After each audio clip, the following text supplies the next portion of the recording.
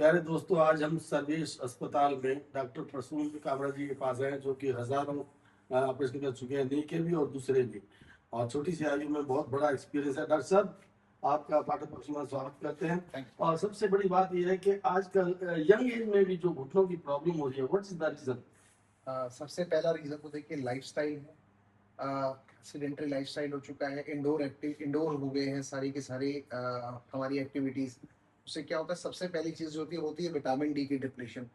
Plus अगर हम खान पान की बात करें, ready to eat food, processed food ये ज़्यादा हो गया है। इसकी वजह से कहीं ना कहीं हमारे नीज पे इम्पैक्ट आ रहा है। शुगर्स के बारे में कहा जाता है, इनफैक्ट रिसर्च स्टडी है जो ये रिसेंट रिसर्च स्टडी है जो कहती है शुगर अपने आप में एक इन्फ्लेमेटरी एजेंट है। तो वो जॉइंट्स की इन्फ्लेमेशन कॉज करता है, जिसकी वजह से नीज जल्दी डैमेज होने लग जाते हैं। लाइफस्टाइल में एक बॉडी शेप के पीछे तो सब लोग दौड़ते हैं, लेकिन एक जनरल पर्पस हेल्थ है वो कई बार इग्नोर हो जाती है इसकी वजह से। इस वजह से जल्दी जॉइंट्स में इन्वॉल्वमेंट हो रहा है, arthritis. Which age and stage is best for the operation? See, stage 3 plus osteoarthritis has been graded into 5 stages.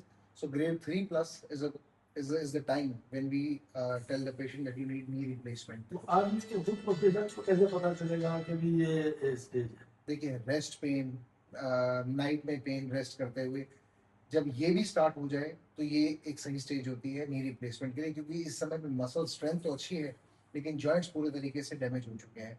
Routine की एक्टिविटीज भी जब डिफिकल्ट हो जाए, कुछ स्टेयर्स क्लाइंब करनी है, इतने में भी पेन हो गया, बैठ के उठना बहुत ज्यादा डिफिकल्ट लगने लगे, ये भी ये जनरली किस एज के बीच में ग्रुप में आता है?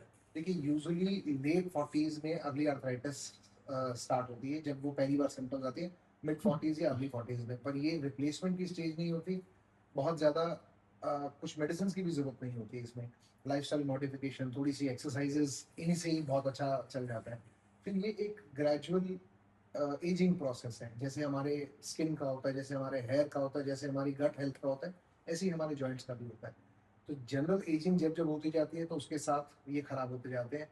Usually post 60 years of age ये एक बड़ा सेफ प्रोसीजर होता है और हम एक्सपेक्ट करते हैं कि लाइफ टाइम लास्ट कर जाएगा। डॉक्टर साहब, पहले टिटेनियम डालते थे आप, अब आप जो है ये फिलिंग करते हैं। ये जो फिलिंग है, क्या मैटर है ये?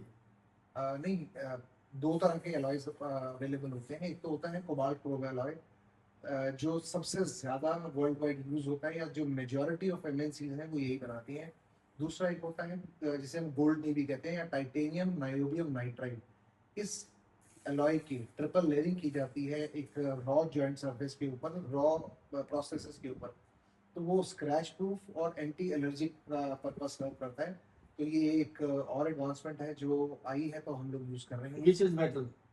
Both of them are equally good. Titanium niobium nitride offers an added advantage of not being allergic. ये दोनों रोबोटिक हैं?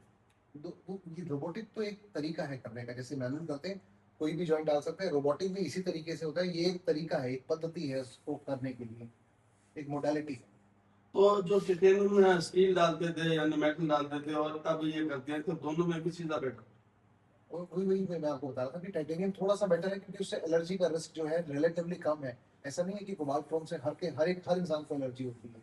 कोबाल्ट क्रोम में भी 1 in 1000 इतना लो है allergy risk. But despite that ये एक एक्स्ट्रा एडवांटेज दे रहा है, तो व्हाई नॉट अडॉप्ट इट। तो डॉक्टर साहब, आज के इस स्थिति में आप आम जनता को, यंगर जनरेशन को या बड़ों को क्या संदेश देना चाहेंगे regarding knees and bone structure of the body? देखिए, avoid sugars, healthy lifestyle, vitamin D supplements पूरे लीजिए, विटामिन B12 सप्लीमेंट्स पूरे लीजिए। इंजरीज, रिकरेंट इंजरीज से बचिए। एक बेसिक स्ट्रेंथनिंग एक्सरसाइजेस आपके हाथों के लिए भी और पैरों के लिए भी वो मेंटेन रखिए, ताकि जॉइंट्स का वेयर एंड टेयर कम हो। तो अपने आप as a part of gradual ageing process ये बहुत लेट जाके खराब होंगे। And it's okay and it's acceptable कि अगर ये 65 या 70s में जाके हमारे खराब होते हैं।